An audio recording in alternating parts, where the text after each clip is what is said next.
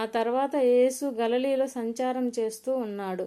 యూదులు తనను చంపడానికి చూస్తూ ఉండడం చేత ఆయనకు యూదయలో సంచారం చేయడం ఇష్టం లేకపోయింది. అయితే యూదుల పర్ణశాల పండుగ దగ్గర పడినప్పుడు ఆయన తమ్ముళ్ళు ఆయనతో ఇలా అన్నారు, నువ్వు చేస్తూ ఉన్న పనులు నీ శిష్యులు చూచేట్టు ఇక్కడి నుంచి యూదయకు వెళ్ళిపో. ఎవరైనా బహిరంగ ప్రసిద్ధికి ఎక్కాలంటే రహస్యంగా పనులు జరిగించడు. నువ్వు ఈ పనులు చేస్తూ ఉంటే నిన్ను నువ్వు లోకానికి కనపరుచుకో. ఎందుకంటే ఆయన సొంత తమ్ముళ్ళు కూడా ఆయన మీద నమ్మకం ఉంచలేదు. అందుచేత యేసు వారికి ఇలా చెప్పాడు, నా సమయం ఇంకా రాలేదు, మీ సమయం ఎప్పుడూ సిద్ధమే. లోకం మిమ్మల్ని ద్వేషించడం అసాధ్యం, కానీ నేను దాని క్రియలు చెడ్డవని దానిని గురించి సాక్ష్యం చెబుతూ ఉన్నాను కనుక దానికి నా మీద ద్వేషం ఉంది.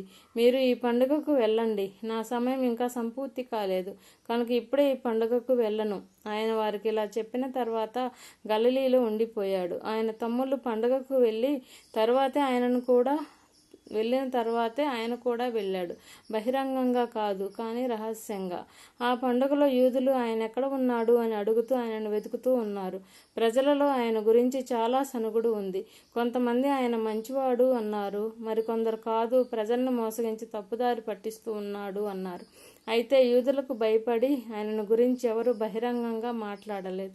పండగ రోజు మధ్య యేసు దేవాలయానికి వెళ్ళి ఉపదేశం చేయసాగాడు. విద్యాభ్యాసం లేని ఈ మనిషికి పాండిత్యం ఎక్కడిది అంటూ యూదులు చాలా ఆశ్చర్యపడ్డారు. యేసు వారికి జవాబిస్తూ ఇలా అన్నాడు, నేను చేసే ఉపదేశం నాది కాదు, కానీ నన్ను పంపిన వానిది. దేవుని ఇష్టప్రకారం చేయడానికి ఎవరైనా ఇష్టపడితే ఈ ఉపదేశం ఆయనదో లేక నా అంతట నేనే చెబుతున్నానో తెలుసుకుంటారు. తనంతట తానే మాట్లాడేవాడు సొంత గౌరవం చేకూరాలని చూస్తూ ఉంటాడు, కానీ తనను పంపిన వానికే గౌరవం చేకూరాలని చూచేవాడు సత్యవంతుడు. ఆయనలో అన్యాయం ఏమీ లేదు. మోషే మీకు ధర్మశాస్త్రం ఇచ్చాడు కదా, అయినా మీలో ఎవరు ధర్మశాస్త్రం ఆచరణలో పెట్టలేదు. మీరెందుకు నన్ను చంపడానికి చూస్తున్నారు? దయ్యం పట్టిన వాడిని నిన్ను చంపడానికి ఎదురు చూస్తున్నారు అని ప్రజలు జవాబిచ్చారు. దయ్యం పట్టిన వాడివి నీవు, నిన్ను చంపడానికి ప్రజలు ఎదురు చూస్తున్నారని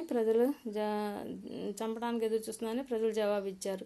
యేసు వారికి ఇలా బదులు చెప్పాడు, నేను ఒక క్రియ చేసినందుకు మీరంతా ఆశ్చర్యపడుతూ ఉన్నారు. మోషే మీకు నున్నతి అనే సంస్కారం నియమించాడు.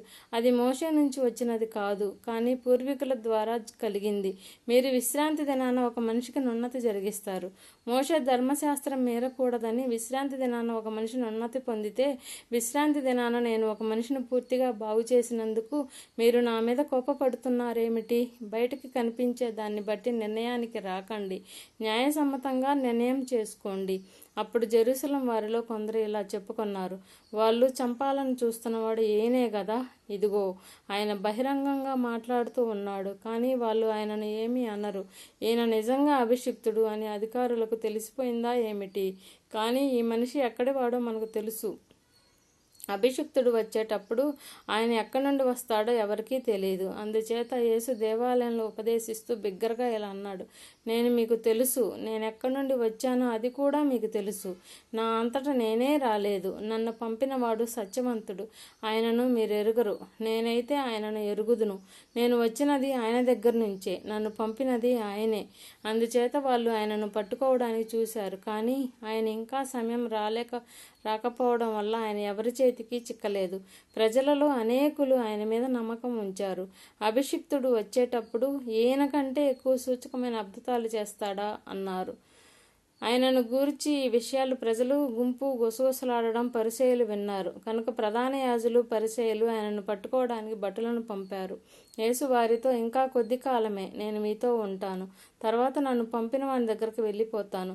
మీరు నన్ను వెతుకుతారు, కానీ నన్ను కనుక్కోరు. నేను ఎక్కడ ఉంటానో మీరు అక్కడికి రాలేరు అన్నాడు. అందుకు యూదులు ఒకరితో ఒకరు ఇలా చెప్పుకున్నారు, మనం ఇతన్ని కనుక్కోకుండా ఎక్కడికి వెళ్ళిపోవాలని ఉపదేశిస్తున్నాడు? గ్రీస్ దేశస్థుల మధ్య చెదిరిపోయిన యూదుల దగ్గరికి వెళ్ళి గ్రీస్ వారికి ఉపదేశం ఇవ్వాలనుకుంటున్నాడా ఏమిటి? మీరు నన్ను వెతుకుతారు, కానీ నన్ను కనుక్కోరు. నేను ఎక్కడ ఉంటానో మీరు అక్కడికి రాలేరు అని ఇతడు చెప్పిన మాట ఏమిటి? ఆ పండుగల చివరి రోజున ఆ మహాదినాన యేసు నిలబడి బిగ్గరగా ఇలా చెప్పాడు, ఏదైనా దప్పికుంటే దప్పికొంటే నా దగ్గరకు వచ్చి దప్పి తీర్చుకోవాలి. నా మీద నమ్మకం ఉంచే వ్యక్తి అంతరంగంలో నుంచి జీవజల నదులు పొంగి పొర్లుతాయి. ఇది లేఖనాలు చెప్పిన ప్రకారమే. ఆయన మీద నమ్మకం ఉంచుతున్న వారు పొందబోయే దేవుని ఆత్మను గురించి ఆయన ఆ మాట చెప్పాడు. అప్పటికి యేసు ఇంకా మహిమాస్థితి పొందలేదు కనుక పవిత్రాత్మను అనుగ్రహించటం ఇంకా జరగలేదు. ఆ మాటలు విని జనసమూహంలో అనేకులు నిజంగా ఈయనే ప్రవక్త అన్నారు. మరికొందరు ఈయననే అభిషిక్తుడు అన్నారు. మరికొంతమంది కానీ అభిషిక్తుడు గలిలీలో నుంచి రాడు కదా, అభిషిక్తుడు దావీదు సంతానంలో నుంచి వస్తాడని, దావీదు ఉండిన బెత్లెహేం గ్రామం నుండి వస్తాడని లేఖనం చెప్పలేదా అన్నారు. ఈ విధంగా ప్రజలలో ఆయనను గురించి విభేదం పుట్టింది. వారిలో కొందరు ఆయనను పట్టుకోవాలని కోరారు, కానీ ఆయన ఎవరి చేతికి చిక్కలేదు. ఆ భటులు ప్రధాన యాజుల దగ్గరికి, పరిసయ్యుల దగ్గరికి వచ్చినప్పుడు వీరు అతన్ని మీరెందుకు తీసుకురాలేదు అని వారిని అడిగారు. భటులు ఈ మనిషి మాట్లాడే విధంగా ఏ మనిషి ఎన్నడూ మాట్లాడలేదు అని జవాబిచ్చారు. అందుకు పరిసయ్యులు వారికి ఇలా బదులు చెప్పారు, మీరు కూడా మోసపోయారా ఏమిటి? అధికారుల్లో గాని పరిసయ్యులలో గాని ఎవరూ అతన్ని నమ్మలేదు కదా. అయితే ధర్మశాస్త్రం తెలియని ఈ మోక మీద శాపం ఉన్నదన్నమాట. రాత్రివేళ ఆయన దగ్గరకు వచ్చి నీకోదేమో వారిలో ఒకడు, అతడు వారితో ఒక మనిషి ప్రతివాదం విని ఆయన చేసేది ఏమిటో తెలుసుకోకముందే మన ధర్మశాస్త్రం ఆయనకు తీర్పు తీర్చదు కదా అన్నాడు. వారు నువ్వు కూడా గలిలీవాడివా? లేఖనాలను విచారించి చూడు, గలిలీలో ప్రవక్త ఎవడూ బయలుదేరలేదు అని అతడికి బదులు చెప్పారు. అప్పుడు ఎవరింటికి వారు వెళ్ళారు.